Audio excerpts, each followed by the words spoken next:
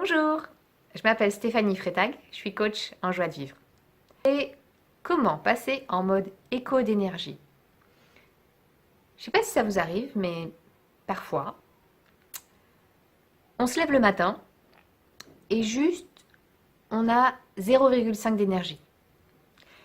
Et ça, c'est le matin. Il va falloir traverser toute la journée pour attendre le soir pour pouvoir dormir. Cool!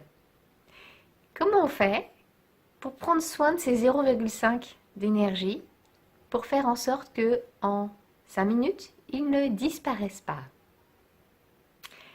et qu'ils se renouvellent un tout petit peu au cours de la journée? Je passe en mode éco d'énergie, sinon je ne pourrais pas traverser cette journée. Non, non, non. Pour pouvoir traverser cette journée en mode éco, j'essaye de récupérer plus d'énergie que je n'en dépense. Déjà, je fais un grand vide sur tout ce que j'ai à faire. Ne garder que l'essentiel, que les trucs que je peux pas remettre à demain. Et après, sur toutes les choses que j'ai à faire, j'applique le coup, en mode le plus petit truc que je peux mettre en place pour avancer. Ça ne me demande trop d'efforts. Limite sans que ça me demande de contraintes. Me recoucher. Sauf que si je vais me recoucher, je dormirai pas forcément. Et puis deux, mais ce que j'ai à faire, ça va pas avancer. J'utilise aussi la méthode du 80-20.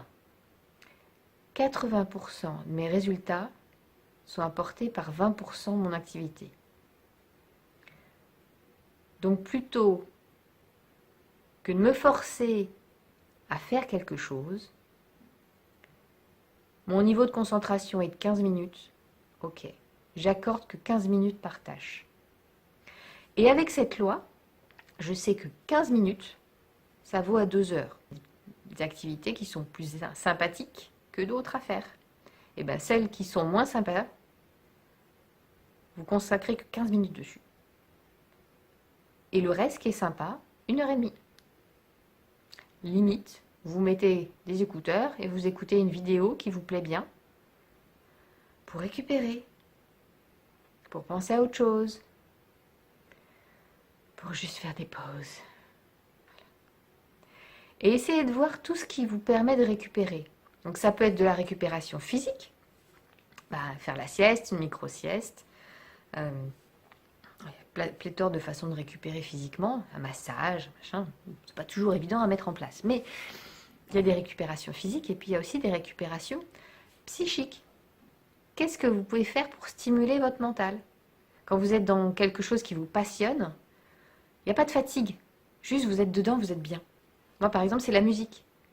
Dès que je me mets à faire de la musique, voilà, je retrouve une énergie, ça me nourrit, ça m'apporte plus que ça, je n'en donne. Donc je me nourris de ça.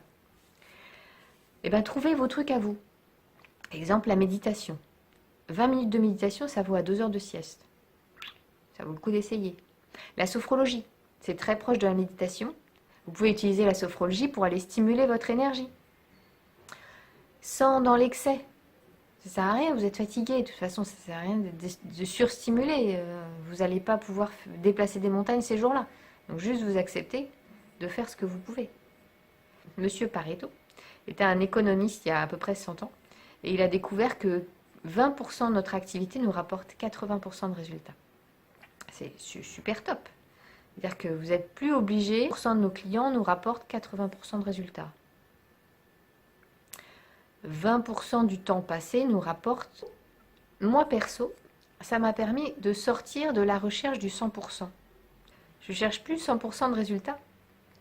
J'accepte 80%.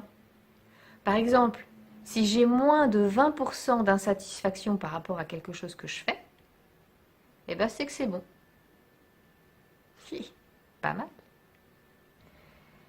Et dans ce mode éco, le plus important pour moi, c'est vraiment de réduire les limites. Assis dans la récupération, restez à rien faire. Ça fait combien de temps vous n'êtes pas assis 5 minutes à rien faire? Vous êtes en train de rien faire parce que votre tête, elle est face à un écran. Et donc ça marche aussi en open space. C'est chouette. Faire à marcher dans les couloirs. Bon, si vous avez un petit coin de verdure, c'est encore plus sympathique. Soyez un peu créatif. Un peu, comment ferait un enfant pour procrastiner sans que ça se voit. Ça peut être rigolo.